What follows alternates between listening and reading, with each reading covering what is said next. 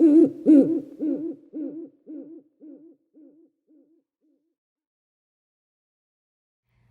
friends, before we start this episode, I just wanted to let you know that here in From Someone Who Gets It, we have raw, vulnerable conversations, and sometimes those conversations can trigger others. I want to let you know that in this season, we touch on suicide, infertility, PTSD, and everything in between. So if those are some subjects that are triggering to you, I just want to let you know that you're heard and you're seen and you're not alone. This podcast is for you, and I hope you join us. Hi everyone, welcome to From Someone Who Gets It, a podcast about life, mental health, and everything in between. I'm your host, Marcela Paguaga, and this season I'll be sitting down with some of my favorite people having raw, vulnerable conversations about goals, dreams, life, and mental health. Every Monday you can find our episodes on the Cultura Talks channel, and I hope you join in.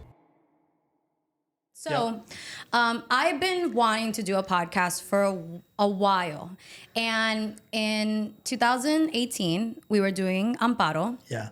And we have this like brother-sister relationship, and it's very like, I just bully him and then he thinks he bullies me, but he doesn't. And so we're like, yo, this would be a really cool podcast to do. And we had a name, R.I.P. Can we, when we edit this, put like in the arms of, and the logo of, so the logo is gonna go right here and the song. So R.I.P. Let's have a moment of silence for Cojo Lo Suave. Yeah. That was the name of the podcast. We had a logo, we had everything. We even did a giveaway. We did a giveaway. To Amparo. Follow us and you got a ticket to Amparo. I actually saw those clips recently. Yeah. Really fucking good, dude. Really good. I'm going to say that. Yeah. But then you bailed on me. Well, then and you became, Hollywood was like... Right. Hollywood called and you were like, hey, Marcela. Yeah. Bye. Yeah. It's okay. Yeah. So... I would have done the same. So... No. I would have. No, what actually happened was that I moved to LA. Yeah. 2020, right before the pandemic, which was insane. And yeah, and then all the kind of Miami shit. It's like if I had to leave right now, it would put a dent into Cultura. Although we've set like a structure, you know, a foundation that if I have to leave for a couple months, like it still runs, you know. Right. Which at that time we didn't have. So if I leave, we would have had to do Zooms and shit. And everything works out the way it works out. Yeah. And like, I feel like the stars align the way that they were supposed to. And just even coming in here that first day, like I remember talking and I'm like, oh, I'm in a funk. Like I can't get out of this funk. And you're like, come by the studio. And I came by the studio and you're like, what do you want to do? Without hesitation.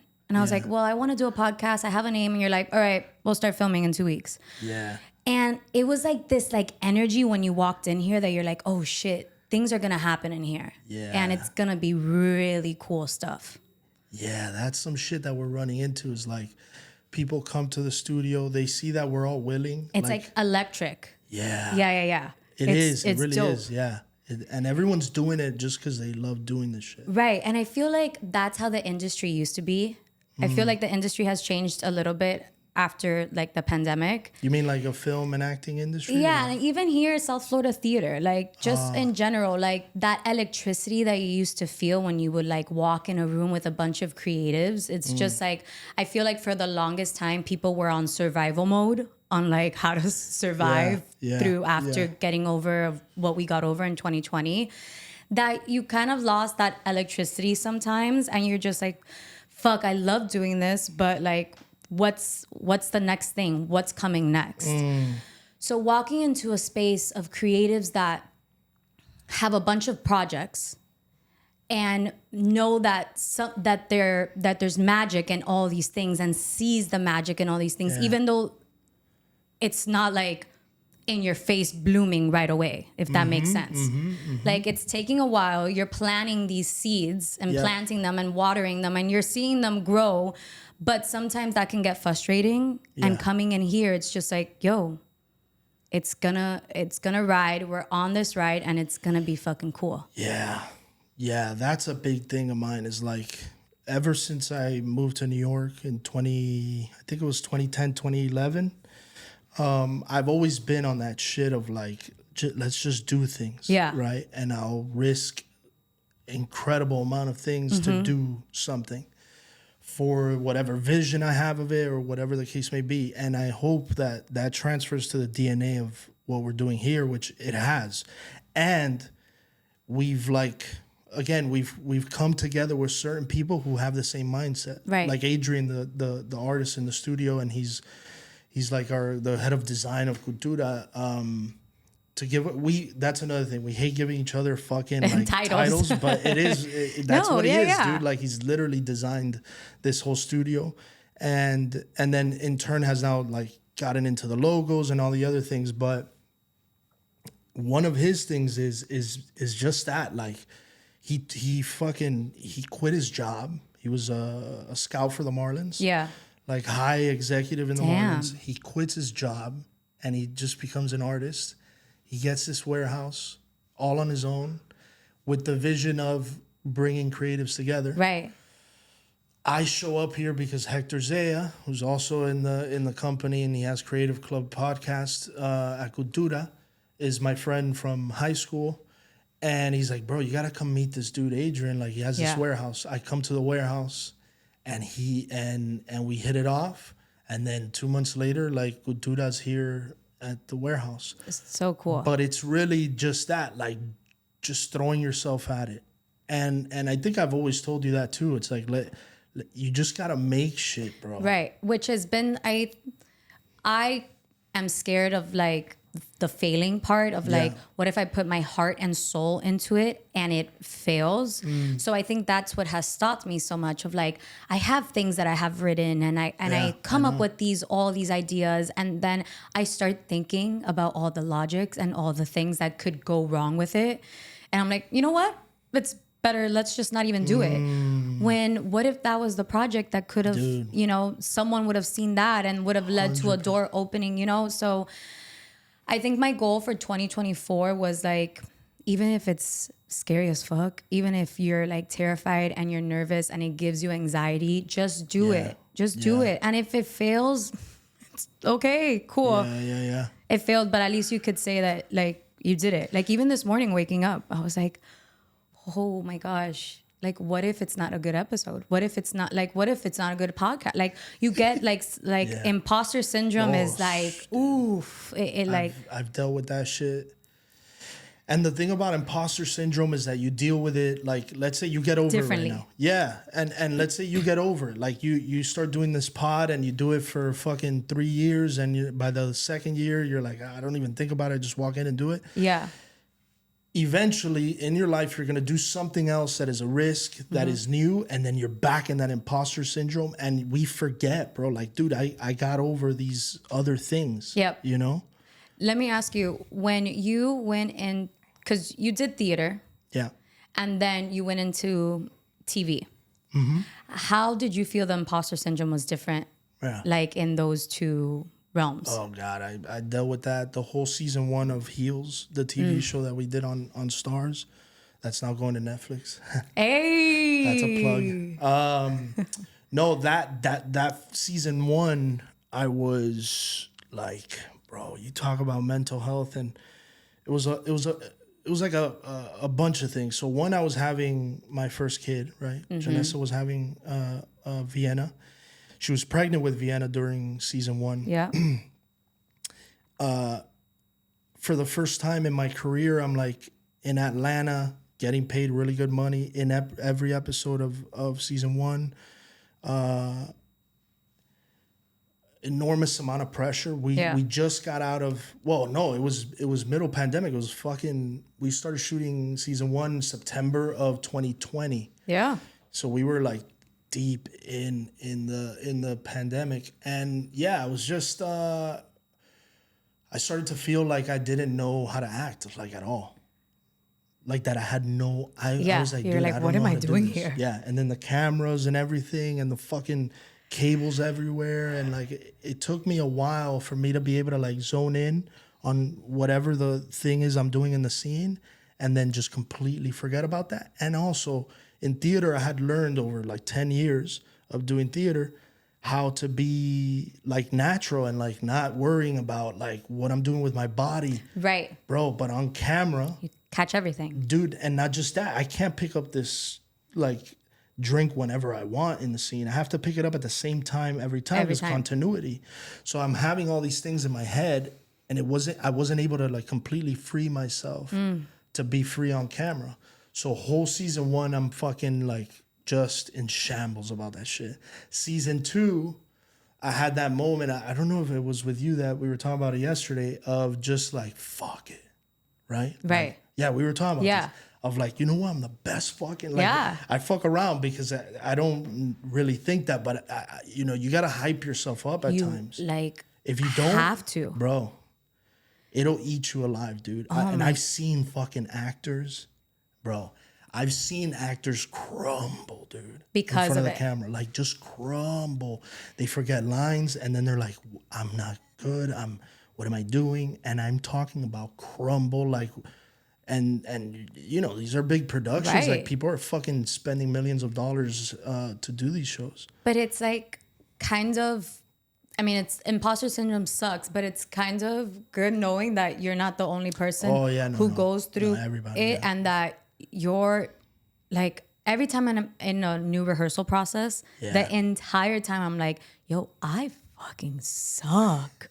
Like, I won't get notes that day, and I'm like, you didn't get notes because you sucked. And it's like, no, you didn't get notes because you didn't need the notes. But it becomes like this really like, and every show is different for me too. Like, everything is different. And there's some shows that I'm like, no, I'm the fucking shit. And I know I'm the fucking shit. But you can see that confidence. Yeah. And it feels totally different from then other shows that I'm like, are people gonna get this? Are people gonna enjoy it? Like, are they gonna like it? Am I good? Like, you start thinking about everybody else, but then it's what you say, you're not in the moment. Yeah. You don't get to like enjoy that like moment with you and your character and what you love doing. Yep. I'm interested in knowing like where do you feel right now in terms of your career as an actress? Like, what point in the game are you in? And what are like, are you thinking about like what the next steps are, what you're gonna do in that regard? Yeah. It's funny because so I've been acting since I was 9. I've been doing theater since I was 9 years old. So my whole like childhood, high school career, college, and now all my acting career has been theater, and I love it. But I want to get into film and television. Is something I want to do, but living in Miami is really hard. And I feel like every time I'm like, that's it. I'm making the move. I'm going to LA. I get an opportunity in Miami, and I'm like, what is the universe trying to tell me? I think if we're being completely honest, ever since COVID, I feel like I shifted in this like weird way, and I'm still very much trying. You know, when like flamingos, I don't know if you know this, but flamingos, when they give birth, they lose their color and then they get their pink back. So I feel like I haven't had a kid, but I feel like something happened to me in that pandemic with my mental health that I'm still feel like I'm trying to get my color back. Like I have color in my life, and there's a lot of things that I'm super grateful for. But I think when it came to my career, I was in such a high after Amparo, and then going into the pandemic and not losing my agent, but leaving my agent and going to another agent and trying to figure out like, okay, where do I belong in this industry? Yeah. Was really, really hard. And then I got back into doing a lot of theater stuff that I've been passionate about. And this last show that I did, again, did something to me that made me realize that, yes, I love theater and I love doing this, but I think it's time to evolve. And I don't know what that next step is. I love acting, and every time I think about doing something else, I'm like, I can't imagine. Like, I can't imagine doing something else. But it's like, what if I do something else along with the acting? And it's like what we talked about, of like not putting yourself in a box of like, I'm just an actor, and if I try to do something else, then my dreams of acting are shattered. And I think I'm getting to the place of like, okay, well, you could be a businesswoman and you could be an actor and you could have a podcast and you could have a content creation job on the side and you could do all those things. And that doesn't take away from your professional career as an actor. Because I don't know if this happens to you, but every time someone asks me, oh, what do you do for a living? And I'm like, oh, I'm an actor. Yeah. And then in my head, I'm like, I swear I'm okay. Like, it's fine. Some seasons are drier than other, but you want to like be like, I'm an actor, but also, I have I do content creation on the side. I do social, yo, shut the fuck up. I'm an actor. And there's some seasons that are drier than others. Yeah. But I think that's normal. And I think, and you can even see it in let's compare it to Hollywood. Mm-hmm. That you have those actors that, for a whole year, you don't stop seeing their face. Mm-hmm. It's like they're booking and they're booking and they're booking and they're booking. And then out of nowhere, we don't see them anymore. Yeah. So I think I've gotten to the point that I've allowed myself to enjoy the seasons that I don't have a lot going on. Because I find that I guilt myself a lot. Yeah. Oh, you don't have any work? Are you even good? Or like it becomes this like beating myself up because I don't have a job. But then when I do have work, it's like this different person. It like brings this like light in me, and it just fuels me in a way that I can't really explain. It just gives me this like everything that I was feeling, all my anxieties that I was feeling, all the funks that I was like in and out, not suddenly go away, but feel a little clearer. Yeah. Like I can breathe a little better. There's a thing too, like, because one thing is to be like a woman who's following this career. And then another thing is to be a man, right? And so like, yeah. And I've actually thought about this because, I have 2 daughters, right? Yeah. And I know at some point, like the career of acting is like an attractive one. Yeah. And it's very common that the kids of actors want to go grow into up the in business. it. Like you grow up in it. Yeah. And there is a beauty to it that for sure, like I think like, one of my girls is going to want to do it. And so Vienna is... Vienna probably. Oh my right? God. Little star. But so my thing is that I've been thinking about that because I want to make sure that I prepare her for the life of what an actress is, right? Like, so what I'm wondering with you specifically is how do you balance like personal life and acting? And then 2, are there things that you would have done differently when it comes to thinking about like family, having kids and being like that whole world? How do you attack that? Okay, so I think I'll start with the personal life and all that. For me, my career and my dreams always overpowered anyone who came into my life. Meaning like, if you were going to make me choose between acting and my career, I don't care how long we were together. Like you're not stopping me.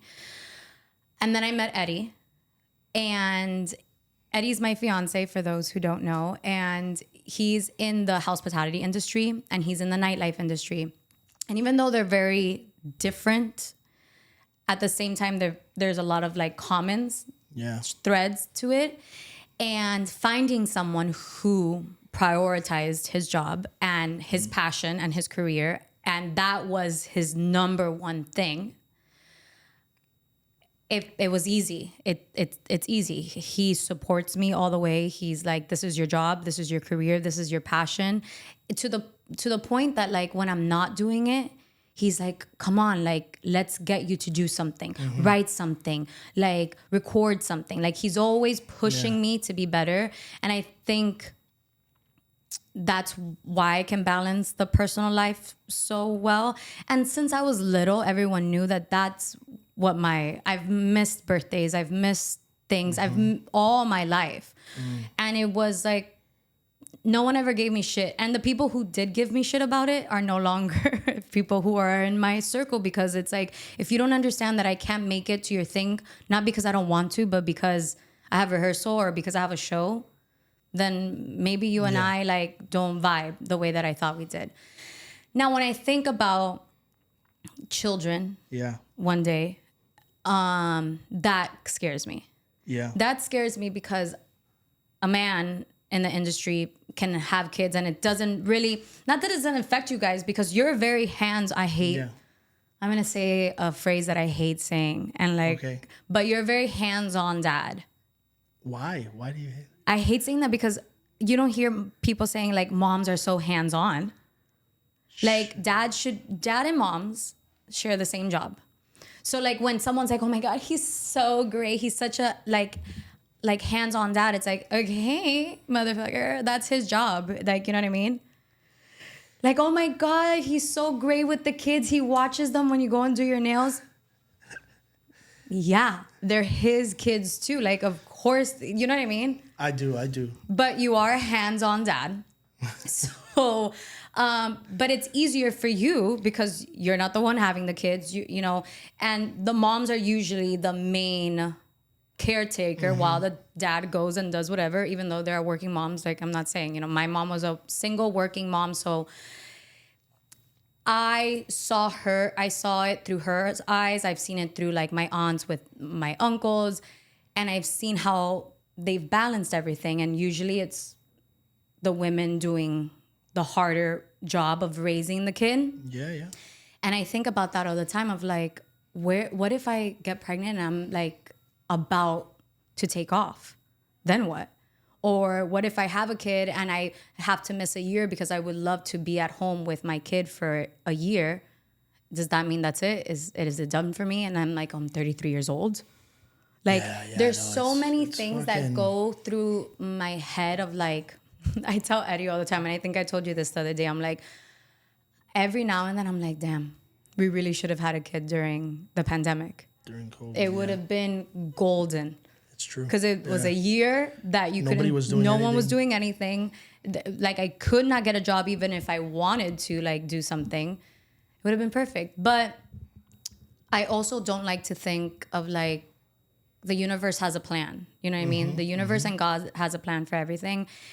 And I feel like the industry has changed, and working mothers have taken the industry by a storm and have shown you that you can be a mom, you can be a wife, you can be a friend, and you can also be an actor of whatever it is that your title is without having to lose yourself on the way. Yeah. And listen, maybe I'll have kids and this conversation is totally different. Yeah. But I do think about it, and I do think like, I think I'll be okay.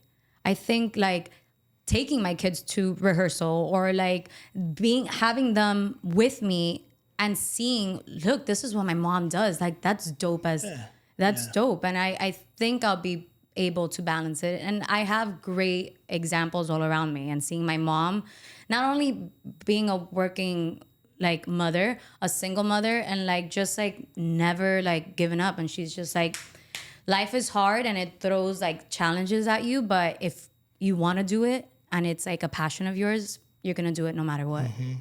No matter what. Yeah, there's a way to do it for sure. And I've seen people do it, and there's been a bunch of people who do just like they balance it out. But it is something that it's hard, man. This fucking industry's hard. It's hard. It's hard because, and I feel like it gets harder. Yeah. I don't know if it's that it gets harder. I mean, like, I don't know, man. I don't have the answers to it. Like, I don't know. Everyone's journey is so different. Like, you can't base it off of anybody else's thing, you know? And Eddie and I talk about that a lot because he's in this like weird thing that he compares a lot. And I said, if I sat here and compared myself to all these actors that are our age at the moment, no, you can't. Oh my God. No, you can. That's I would go into a dark hole.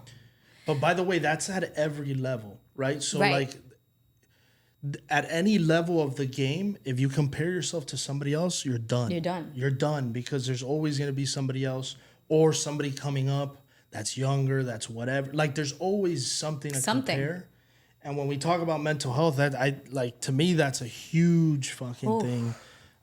Comparing yourself to other people, where you know, what age did they do this? What age did they, you know, it's just, I had this timeline for the longest time. oh, fuck. For the and it was a timeline that I created when I was like, 18 years old or something like that. Like dumb, dumb. If I can go back there and just like square up with her. No, I would square up with my 8th grade self who wrote an autobiography.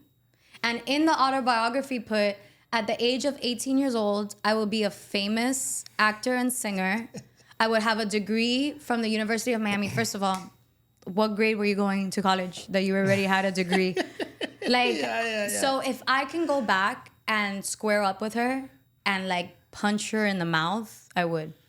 Yeah. Like straight up, because it created this false narrative and timeline in my head and this pressure of like I had to follow, and the years kept going, and I wasn't reaching these timelines, and I wasn't, I will be married by 25, I'll have my first kid by 26, like all these things. And life when I was 24, 25 was like a timeline. Okay, girl, we'll give you a timeline if you want a timeline. And my life like came to like a halt in 2016, and I think it was after then that I was like, fuck a timeline, you know? What happened in 2016? So this is actually the first time that I'll share this like publicly. I've never shared this story. I think only like my close friends and family know about that day. But February 16th, 2016, I was admitted into a psych unit. I don't know if that's like the proper like word to like use, but it was Mercy Hospital, and it was voluntary. I like went in myself. I went in with my mom and my older sister, and I basically had like 2 plans.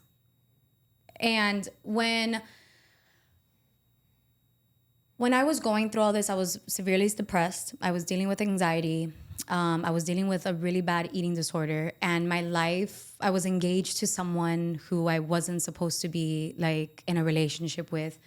A lot of dark stuff was happening in my life. And I don't think I wanted to end my life. I think I just wanted like a moment for myself. Like I wanted an escape from what reality was. And I had 2 plans, and I remember sitting in the room with my mom and my sister, and the doctor comes in, and I felt at one point I felt so like I felt like I was out of my body watching everything happen. So I felt like I was watching like a TV show.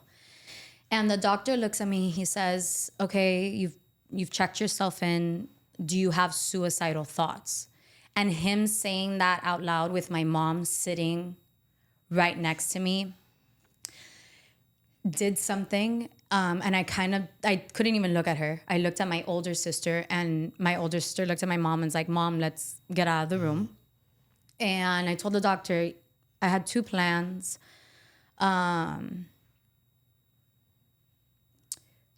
I either was going to drive my car into a wall, or just take like a handful of Tylenol PM. And what I thank God is that my logic is like a lot clearer than the dark feelings and emotions that I was going through at the moment.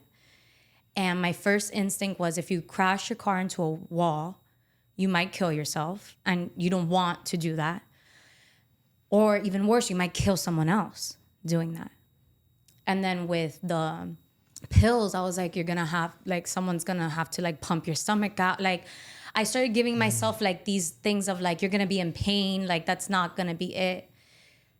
And then I think the main thing was like, I can't live leave this world knowing that I destroyed my mom and sister's world, because they'll never recover from that. They'll never, ever, ever recover from that. So I was admitted. I was there for 10 days. And they kind of give you like a cocktail of like all these different medications to figure out like, okay, like what's wrong. And you meet, I can do a whole one-person show on the humans that you meet in this place. And some that I think about to this day who really left an impact with me, and some that like every time I need a good laugh, I'm like, oh, my sisters will call me. And there's a story of like an angel food cake. One of the nights I had her finally, like, I guess the medication, I wasn't like a zombie anymore. And I was like, kind of like, okay, this is life right now, and just kind of just go with it. And it was dinner, and there was this one patient who was older, and her whole thing was like JFK, like, was her like she would make up these like crazy ass stories. Wow. So she was like funny until she like came after you, and then she came after you, and like it was not like funny. So we're having dinner, and I couldn't obviously eat at the time. I was going through all the shit that I was going through, but they brought me like an angel food cake, and I got so excited because I was like, okay, like something a little sweet, like. So I go to start eating my angel food cake, and this lady comes in and like starts telling the nurses, you all are whore. Like, she starts like going in on everyone, like picking on everyone like this, and like looks at me and starts telling me a bunch of stuff, to the point that I'm like put my angel food cake down and like walk out. Scary, bro. No, it was scary. I guess my body went into a full like nervous system shutdown and went into like a fight and flight mode. Because there's only certain things that I remember from that. That was one of them. My sisters I remember clearly, even though I couldn't talk, I remember them coming to visit me for the first night and like not being able to speak because the medication had me really messed up.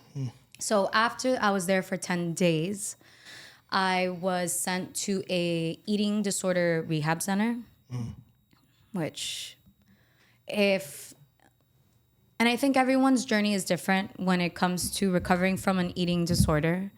And I think that there are places that are really great, and then there are places that I think should maybe look into changing the way that they do things. But this place that I went to was the only place that my insurance at the time covered. And coming from someone who had an eating disorder for a very long time, and I hid it from everyone, and I did a great job doing that, coming to a place that it was so in front of your face, and you had to follow now these rules of eating 3 meals a day and making sure that those meals stay down, or making sure that, for example, one of my biggest trigger foods at the time was pasta. Like, you could not give me pasta. Like, I could not do it. And I remember my first night there, they served me a plate of fucking pasta. And I remember thinking, I just came from the psych unit. Like, I'm still fucking recovering from what the hell happened there. Yeah. To this place where there's no communication with the outside world. At all. And since when you're new, you're on this like probation thing until you get to a certain weight, I guess it was. And then after you got to a certain weight, they let you have visitors and like families, Saturdays and all that stuff. And because of the stress that I was under, I would lose weight. So then I would get in trouble. And it was like, it just fucked with my mind so much that I had no idea who the hell I was when I got out of there. No, like to the point that I don't think I've ever said this out loud, but my first like 2 weeks at home, I thought I was like with strangers. What? It was the craziest. Dude. It was the craziest experience. But the medications too. I think a lot had to do with the medication. Oh my God, bro. It's so scary. I think a lot had to do with not knowing who the fuck you are. And like kind of like I was engaged to someone, that ended. So I came back into the world to like, now everybody knew my deep dark secret that nobody knew before. Everybody knew I was anxious and I was on anxiety medication. Everybody knew that I was depressed and everybody knew that I struggled with an eating disorder. I didn't tell anyone about the psych unit because, to be honest, and I'm glad we talked about it today, for the longest time, and I don't know if you've seen my post every February 16th, but I'll post every February 16th of how proud I am of the girl who I am, the woman that I am now and who I was back then. And I've gotten DMs of like, what happened to you that day? Like, what happened? And I never shared that story because first I felt embarrassed because you're like, yo, you got sent to the psych unit. But it's like, I don't think I'm embarrassed about it anymore because one, I saw that I needed help. And I saw that I couldn't help myself anymore. And I also didn't feel like it was fair to put that burden on my mom and my sisters to help me. You know, like they have their own stuff that they're going through. Right. You know, my mom is like, and it's crazier because the older that I get and the more that I struggle with this, I'm like, fuck, a single mom raising 3 girls. Yeah. Like, that must have been hard. Yeah. So I didn't want my burden of what I was feeling onto anybody else. And I think that's why for the longest I hid it and tried. And I was in therapy. But when you're in therapy, sorry, Anna, if you ever see this, lying to your therapist, you know, because you know, yo, if I tell this lady the truth, she's going to Baker act me because I was not in a good place. And I think about my cousins, you know, and I think about them of like, I never wanted them to hear this story. But then I think about my cousins and I think about now them being young adults and them going through things and like, I would love to be who I needed at that moment. Not saying that my sisters weren't that for me or my mom wasn't that for me, but it was just not wanting to scare them, not wanting to be like, yo, I feel so depressed that some days I can't even get out of bed. Like the thought of getting out of bed is like so exhausting. Like how do you look at your mom in the face and tell her that? Yeah, it's fucking rough. So the day that you say you admitted yourself to the unit, like did you tell your sister, hey, you need to drive me to this place? Like, so what happened was the night before I got into a really big argument with someone in the family and I stormed off and I went to my ex's house and I was at his house and my older sister called me and she was outside and she's like, I just want to drive with you. You don't seem like yourself and I want to know what's going on. So she picks me up and I looked at her in the face and I literally told her everything. I told her my plan. I told her everything. And I looked at her and I said, this is not the life that I wanted. This is not the life that I signed up for. And I just feel like if I had a brand new start, like if I had a restart, I feel like I would be happier in life. And I feel like if I can start over, everything will be okay.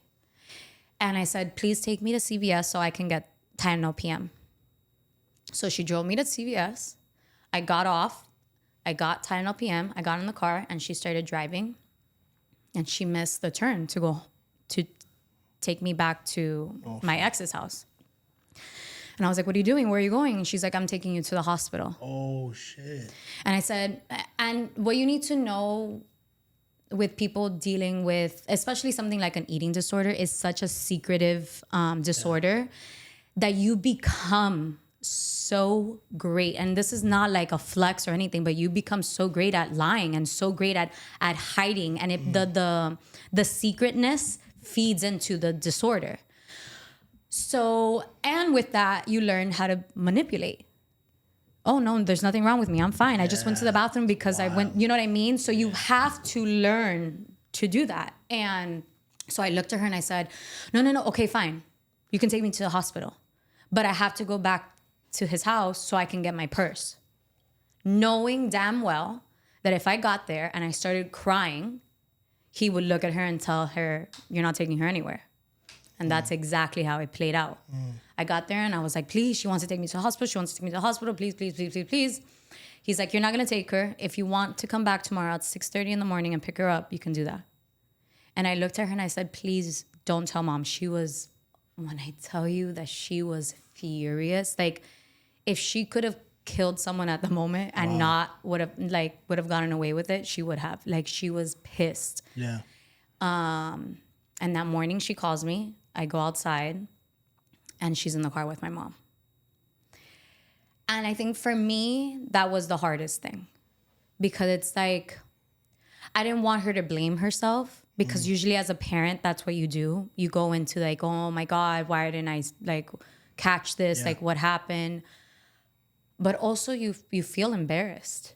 You're like,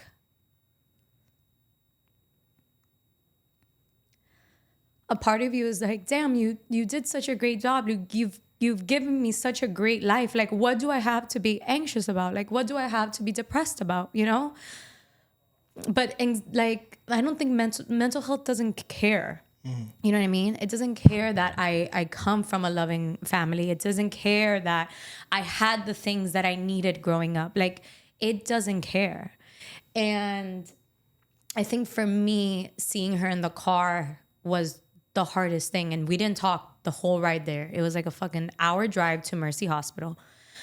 We didn't talk, and we got off, and even telling the person like, "You're at a hospital. Like, this is probably something that you see happen a lot." But even having to say like, "Hi, I checking myself in to the psych unit," was like crazy to say.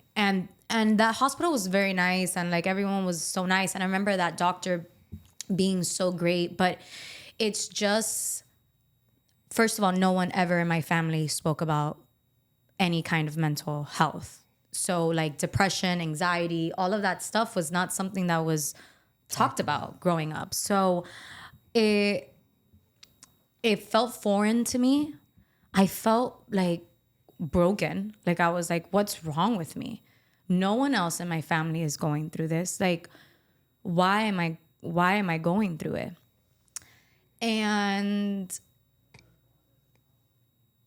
it's something that I won't, like, people are like, "Oh, if you could go back in time, would you change things? What would you change?"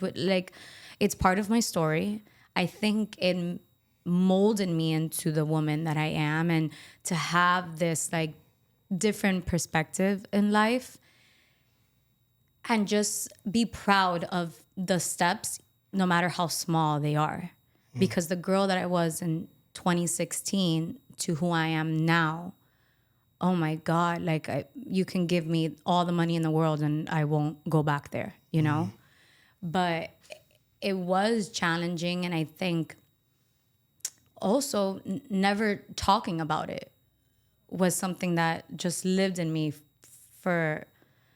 because I was ashamed of it. Yeah. Like, oh, yeah, you went to a fucking psych unit. Like, because of the things that you see on TV and the things you hear in movies, and like, that's what you think of it. But it's like, sometimes that's the safest place you can be. There's a script there. Oh, I'll leave it at that. But I think, yeah, like that, wow, that's an experience. I hadn't heard that full experience. You had told me a little bit about it, but you hadn't explained it in that way. I think suicide is like a thing that isn't talked about enough. It's a taboo subject, and I get why, you know. Right. Nobody wants to talk about that shit, but it's important. And also that there's like different levels of that, right? So for instance, like, because as you're talking about that, I'm like, have I ever had, and it's not that I haven't had the suicidal thoughts in the way that you just described. Like, I've been like in a period of depression for this long, and then I'm thinking about killing myself. What happened to me, dude, and this is wild. I've never talked about this shit either. Vienna had just been born. I was going to LA for something. I don't remember. I think I was taking headshots. I was having some meetings with people, whatever. It was like I was at the height of the career up until that point. Right. I just had Vienna. I was super in love, with Janessa and with her and with where my life was at the time, but I was exhausted, right? And dude, it came out of fucking nowhere. I flew to LA. I don't know if it was jet lag, what the hell it was. And I had gone to play ball with my boys that live in LA. And then I went back to the Airbnb that I was staying at. And I was having these like just thoughts they wouldn't stop. Like just thoughts. And I was exhausted. I tried to go to sleep. I couldn't go to sleep. And I got like I was having like a mental fucking break, dude. It was the scariest shit ever.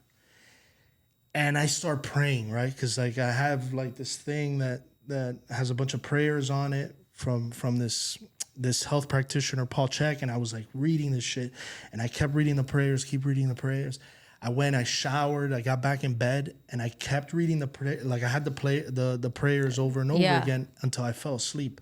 But I was having thoughts there, dude, that scare me to this fucking moment because they came out of nowhere. Yeah, but that's what's so scary about them. But dude, I was about to fucking jump out of the balcony of the fucking, because I had a balcony, and I was having those thoughts like jump out the balcony. And it's like because you're. But does it feel like? Because it felt to me like something outside of me. It felt fucking devil. Yeah. Like a demon. It becomes like a fucking. And someone's gonna understand what I'm about to say without thinking that I'm psychotic. No. But it becomes even like a voice type vibe in your head. Like it's not you who is like, the thoughts become so overwhelming that it's like, yo, am I hearing this correctly? Did you ever like hallucinate, like when you would close your eyes, like kind of see something, or no? Or it was more like emotional? No, for me it was always emotional and always. By the way, I don't do drugs, so I just want to put that out there. No, but it's. I don't fucking do drugs. I don't really drink. I didn't drink that day. Nothing. It was like it was a weird thing. I don't think that is what people don't talk about enough. Is that you can be chilling. Yeah. You can be good. Life is great. Yeah. And then something happens in your brain it's fucking scary, that does this like switch and goes dark to the point that you're like, wait, I didn't even know I can go that dark. Like I didn't know it was like possible for me to go like that. I think for me, how I explain that the reason that my brain goes there is because I get so overwhelmed that I needed to shut down. Like I need my brain to shut down. And there's times that I'm like super overwhelmed. I'm like, if I just got hit by a car, I'm like, girl, what the fuck? Yeah. Relax, relax.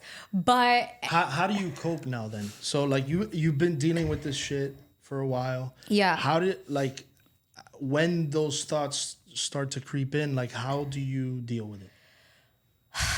Every day is different, I think. Really? Yeah. So there's not one There's not remedy. one. No. There's not one, because one day the remedy that. So for example, I'll pray. Sometimes I'll pray. Yeah. Sometimes I'll just tell myself like, this is the moment. Go through whatever it is that you're going through. Go through the anxiety. Go through the depression. Whatever it is that you're going through at the moment, go through it, but don't dwell on it. And then there's days that I can't get out of, like, I'll get out of bed, but move to the couch. And the thought of brushing my teeth is exhausting. The thought of like getting dressed is exhausting. And I just have to let myself go through it and like just say like, okay, today this is what we're feeling. And it's really hard. But instead of fighting it and fighting the thoughts and fighting it, just like acknowledge it, sit in it, and go through what you have to go through. But then there's some days that I, like, if I want, like today, for example, I woke up not feeling great. I woke up in like a weird, I don't know if it was the anxiety of like my first episode, like being nervous about that. And I remember sitting on the couch and like my body does this thing that it's like, when I have that high anxiety, like I'll sit in the couch and I feel like my body like melt into the couch, and I could feel that happening and thinking like, It's okay. You're going to be okay. You don't have a choice today. Like, you need to go and record this podcast. So feel whatever you want to feel for the next 5 minutes. And then I need you to get up and I need you to start getting ready. And some days I can talk to myself like that and I'll listen. And some days I'm like, okay, good for you. We're not doing shit today. So the whole itinerary that you had planned, cancel it. So what do you send? You start sending texts, right? You start sending shit like canceling shit. Like, how would you have approached today? Like, you would have texted me like, hey. No, to be honest, I would have not canceled today, no matter how bad I felt. Gotcha. Because of what you told me yesterday. Yeah. Which was like, on the days that you don't want to do it, Yeah. that you feel that funk, that you feel that like, oh, I can't even like stand myself today, are the days that you need to do it because you don't know what's going to come out from that. Yeah. And really those are the days that I'm my most vulnerable and my most raw. You know, are the days that I'm not feeling it. Yeah. Are the days that I'm in a funk. Right. Not that I'm not, I feel like I'm real all the time. Even when I'm like my most confident, I'm like real. But there's maybe too real, some would say. Am I right, Eddie?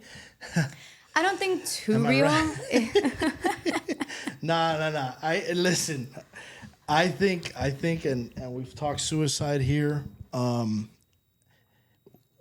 think part of what I'm excited about your show is that it's going to allow people to have conversations like the one we're having,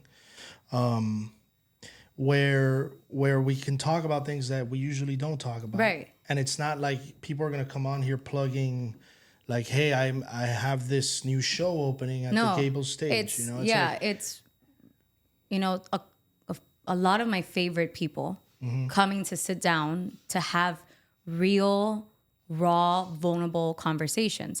And it's not going to be a wah wah type of thing. Right. There's going to be, you know, highs and lows. Well, wait, you just said it though. Like, you were explaining your story of the psych unit and all that, and there's laughter within that. That has to be. But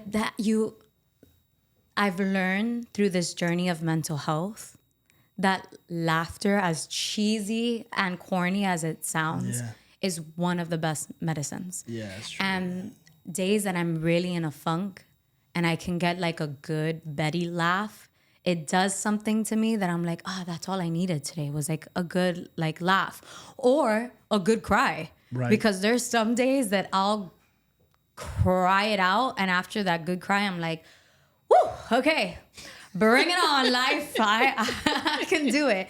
So I think what's going to be different here is that it's just conversations and we have some cameras set up. But it's real conversations between friends talking about things that people don't talk enough about. Or if you do talk about it, it's so surface level. And there's nothing surface level about mental health. Just like there's nothing surface level about the acting industry, about creatives, about what we do on an everyday life. And I think that's what this podcast is about. And I always say it, from someone who gets it, is a podcast about life, mental health, and everything that falls in between. Because that's what it is. When you deal with mental health, I used to say like the burden of mental health. And I'm like, it's not a burden. It's made me who I am. And I don't, like, it's not my label. I'm not labeled like this, but I do deal with it. And I don't suffer from it. I deal with it because I deal with it every day. And dealing with mental health is a full-time fucking job. Yeah. Like, it's a full-time job to like wake up and tell yourself, yo, you got it. So if like you're at home and it's like one of those days that you're struggling and you're like, I can't do it today, you can do it. Life is hard, but if you surround yourself with like the right people, you surround yourself with the right environment, you're gonna be okay. And asking for help doesn't make you weak. Asking for help doesn't, like, you shouldn't feel ashamed. Asking for help actually shows like, damn, this person has like the ovaries to like be like, or yo. the balls, okay? You can't just make it. This isn't just women here, right? You can have the ovaries and the balls. Yeah, there we go. Dude. To fucking conquer life, dude. To just like to do it, and there are days that are gonna be harder, but from someone who gets it, keep going.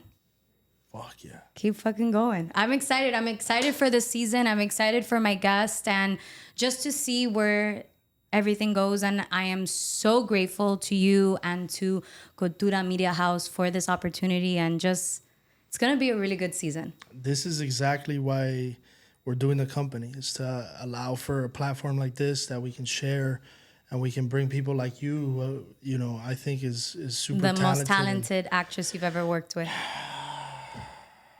Thank you for watching.